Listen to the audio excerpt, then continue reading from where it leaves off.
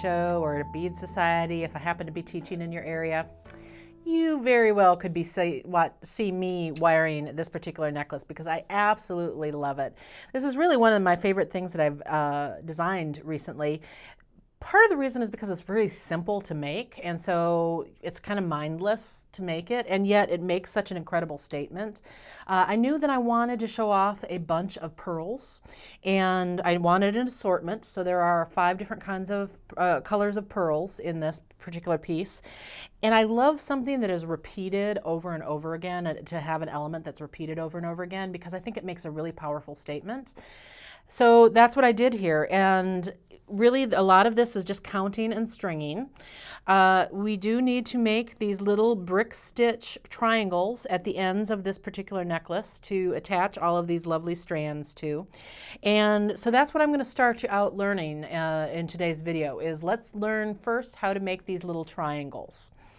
Let me show you what I'm talking about here with the beads. And we're going to make 2 of these. And we start out by working on this bottom row, the widest part first, and then we will gradually decrease as we go up. Here's how you're going to do that. The first thing we have to do is ladder stitch that first row together.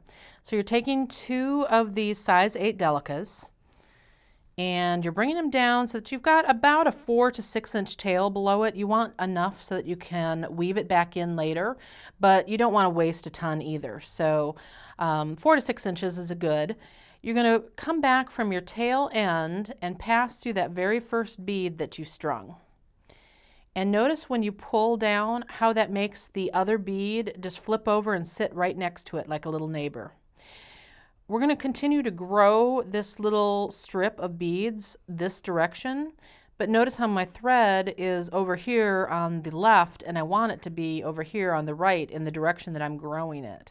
So I'm going to pass through the bead on the outside edge there to get it in position to add another bead. So we'll pick up one more here. We're going to attach it by passing through the bead that our thread is coming out of. You want to go in the side that there's no thread already there. Pops that new bead right next door to it. Perfect, that's exactly what we want. Now we need to be able to get to that outside edge to be able to add more beads. So we're going to pass back through the bead that we just added. One thing to notice here as I'm doing this is that the direction that I'm adding the new bead is alternating each time. Sometimes sometimes my thread is coming out the bottom here, sometimes my thread is coming out the top. It alternates each time that you do this. So don't let that confuse you. Just remember that you're chasing your thread. That's the way I like to think about it, is here my thread's coming out the top. I'm going to chase it by coming in the bottom. You want to keep adding beads this way, one at a time, until you have 8 beads across. 1, 2, 3, 4, 5, 6. Let me do 2 more here. And then that is our ladder stitch base row. And we'll work all of our brick stitch off of that. One thing also to notice is how I put my finger over the beads as I am pulling my thread through. That just keeps thread disasters from happening. Basically, it keeps, sometimes when you are pulling the thread, it'll pull your beads out of your hand and everything kind of goes crazy. If you put your finger over those beads as you pull your thread, it makes it tighter, and it also keeps some of those bead disasters from happening. So now I want to start adding all these other rows. So what I'm going to do here is, notice how my thread's coming out of the bottom. I really want my thread to come out of the top. So I have this highly technical move called flipping it. Now my thread's coming out of the top. So don't let that throw you. Each time you're adding a new row in brick stitch, you will pick up 2 beads for the first stitch. And then for every other stitch, you're only going to pick up 1 bead. So just remember that when you're starting a brand new row, you have to pick up 2. So here's my 2 that I'm picking up. The other thing about brick stitch that's weird to me is that instead of passing through beads to attach these, we're actually going to attach them to thread. So right here, attaching these beads from here to here, you've already got a length of thread that's sitting right in that intersection. And same thing here. So each one of these beads has a little bit of thread attaching it together, and that's what we're going to actually pass our needle under to attach these brand new beads.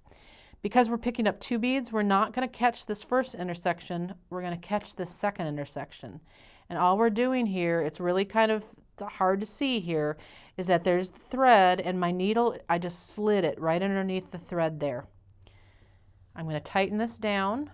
See how these 2 beads kind of want to sit at an angle? It's kind of cattywampus. If you're familiar with herringbone, that is what I refer to as the herringbone V.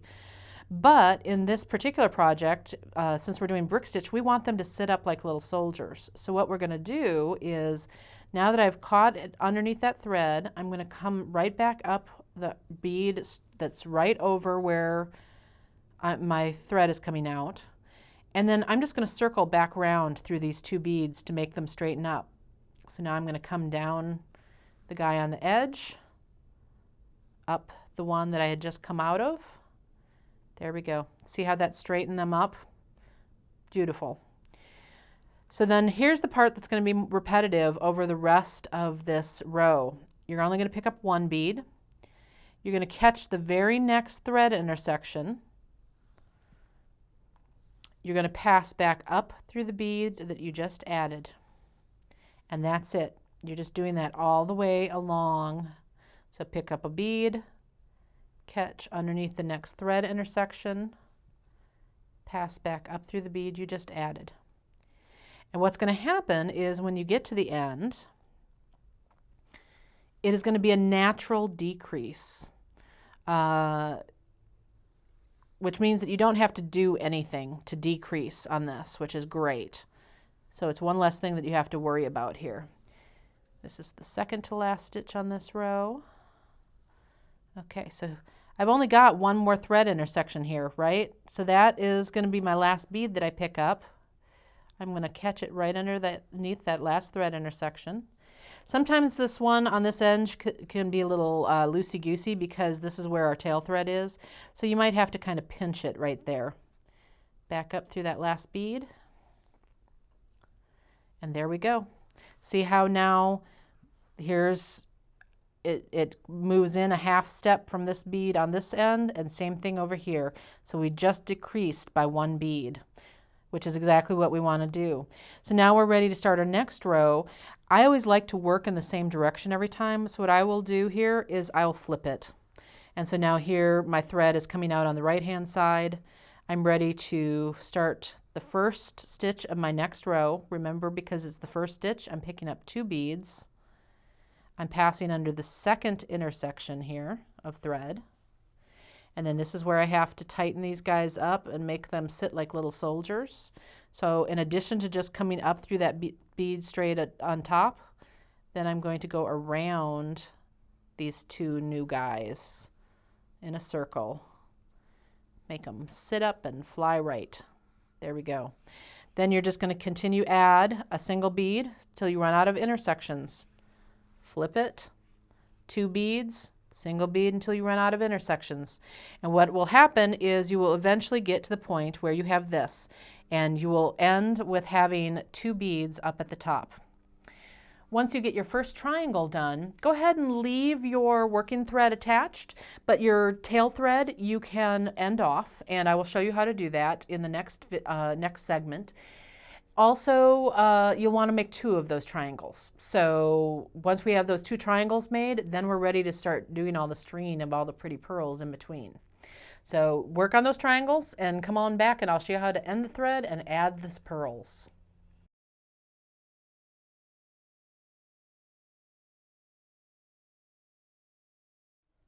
Okay, so you got your little triangles made, right?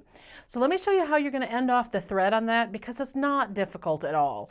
And you really only want to end off your tail thread. I'm actually going to go ahead and end off my working thread since I already have my needle attached, but leave that working thread on your particular triangle. Already leave it attached for right now because we can use it. But with your tail thread, go ahead and thread a needle on the tail thread. And this is what you're going to do. There's 2 ways to end off thread. And one is you can just weave back and forth through the beads.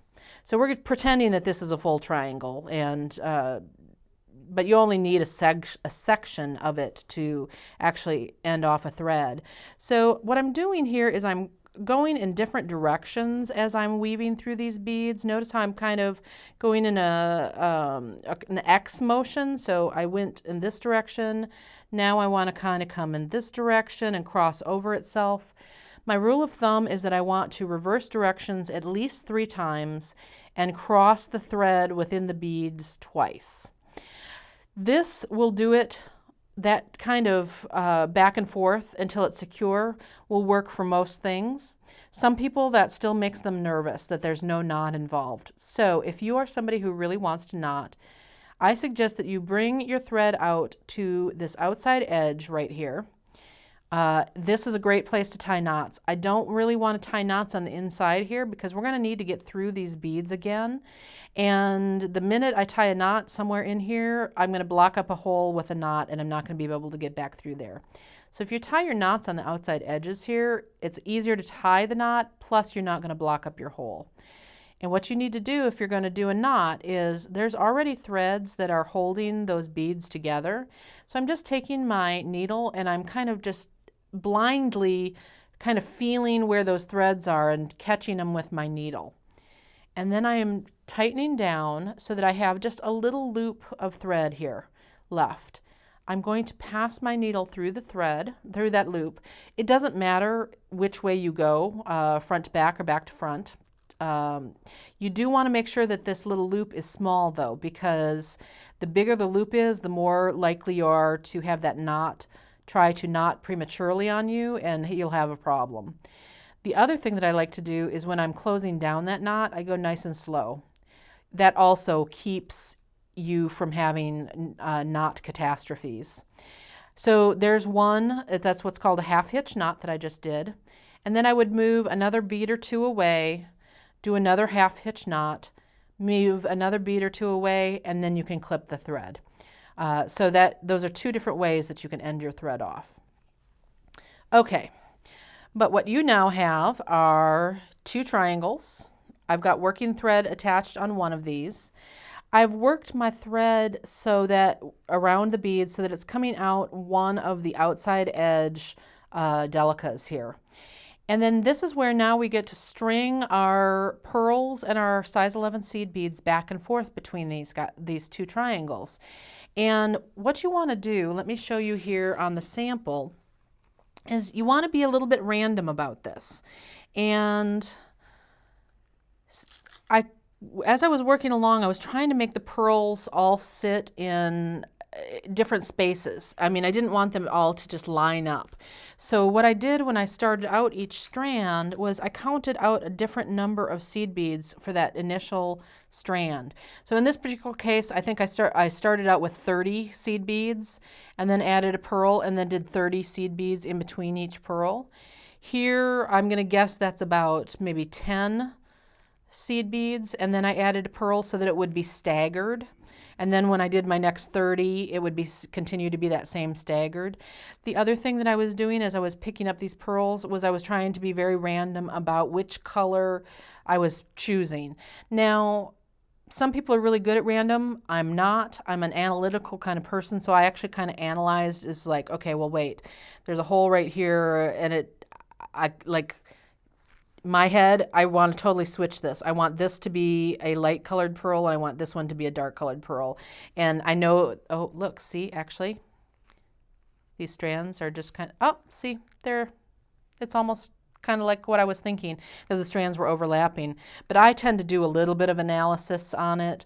But I'm just basically trying to make sure that not a whole clump of dark is here and a whole clump of light is over here. So that's some of the decision making that you have to make as you go along here. Just make sure that you're starting out with random numbers. You can keep the same number in between pearls. Like I said, I did 30 seed beads in between each of these pearls. What I'm going to make here to show you how to do this is going to be a slightly smaller bracelet. So I'm going to just do a little doll size bracelet. So instead of starting out with 30 seed beads, I'm just going to pick up, let's say 10. 1, 2, 3, 4, 5, 6, 7, 8, 9, and 10. Then I'm going to pick up my pearl, and it doesn't matter which you start out with, so I'm just going to randomly pick one. Then you're going to pick up 7 seed beads.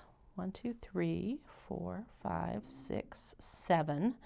And I'm going to pass back through the pearl from the end with the seed beads again.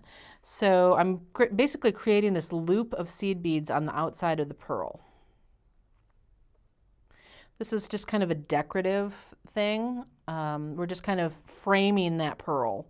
And then I'm going to do the same thing on the other side. So 1, 2, 3, 4, 5, 6, 7.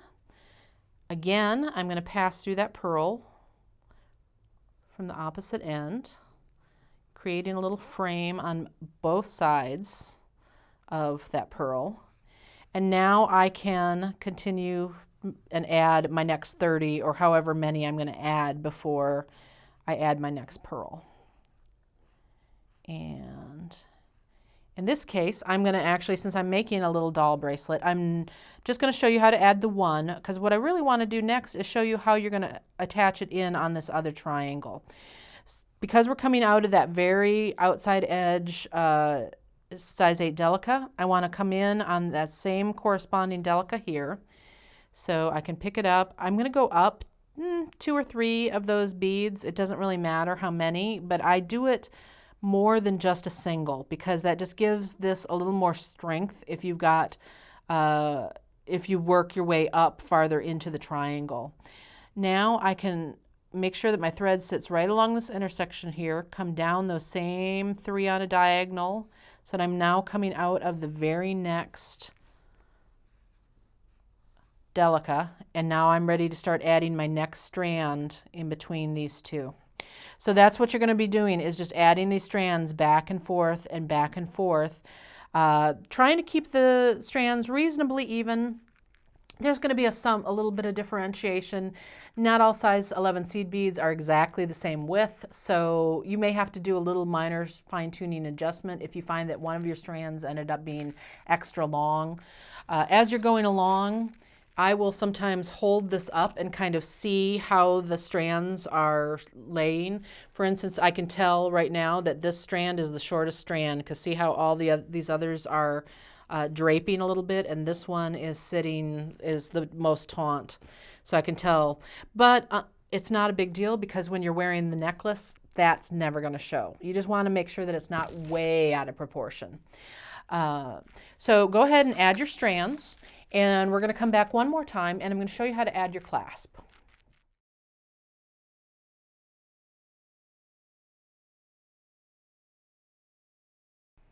So you got all those strands done.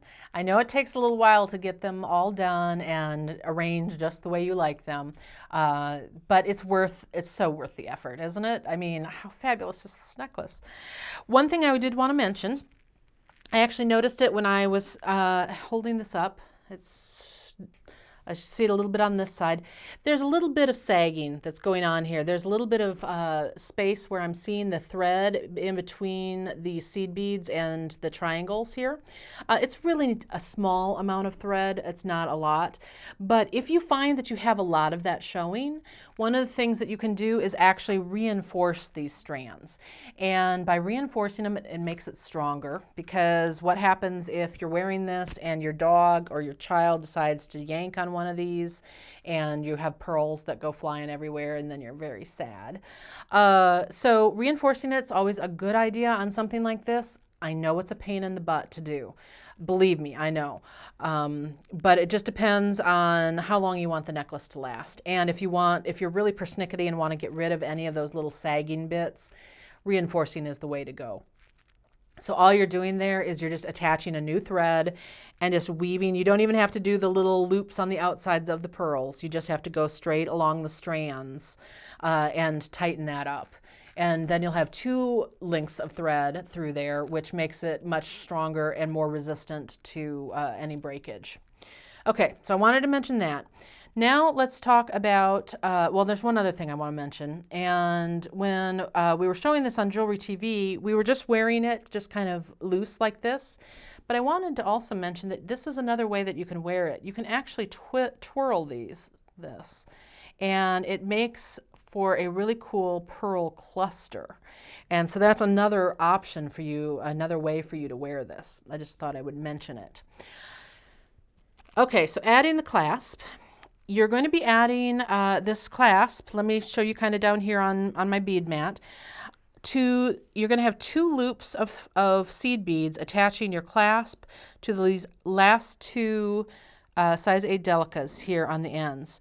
So what I did is I went ahead and finished off all my strands. I ended off my thread, and then I started a brand new thread to attach my clasp, because if one or the other breaks, then the other piece didn't break. So I'm kind of a purist that way. I like to try to use a brand new thread to attach my clasp. If that doesn't bother you, you can always, as you're coming up here, you can come across along this outside edge, and remember how I did those little half-hitch knots? You can do a couple of half-hitch knots along your way, and that will create a line of demarcation between the two, so that if it breaks here, it won't break here. So that's another option for you. So you just want to work your thread so that it's coming out one of these 2 tip Delicas here. I picked up 3 seed beads, passed my needle and thread through the loop, and then picked up another 3 seed beads. The reason I did 3 and 3 is because these seed beads do not move freely through this loop. So you do have to add the first set, go through the loop, and then add the second set on these particular clasps. That's not always true. Sometimes you can add all 6 seed beads and go through the loop, and they will even themselves out on either side of that loop. But in this case, you had to do it in 2 separate steps. Then I just passed back into the triangle and turned around. Remember how we did when we were ending thread? I came right back up through the next, on the diagonal, to come up to the next size 8 Delica, and did the same thing on this second loop. So 3 seed beads, go through the loop of the clasp, another 3 seed beads, come back down through that size 8 Delica, and then weave back down in here. Any place where you've got a clasp, you want at least 3 passes of thread through there, because a clasp is a point where there's a lot of wear and tear. So I want to reinforce that. So you can weave back down in here, come back up, just reinforce that loop. You want to reinforce both of these twice. When you go to attach your clasp, the other clasp end on the other triangle, you're going to do it exactly the same way, but here's the thing. You want to make sure that you're doing it in the right direction, because I have more than once attached a clasp, gone to use it, and I goofed up and I did it this way. So what I like to do is when I attach the second half of my clasp, I leave this clasped and attach it this way, because that way I know that this clasp is connected securely and in the right direction.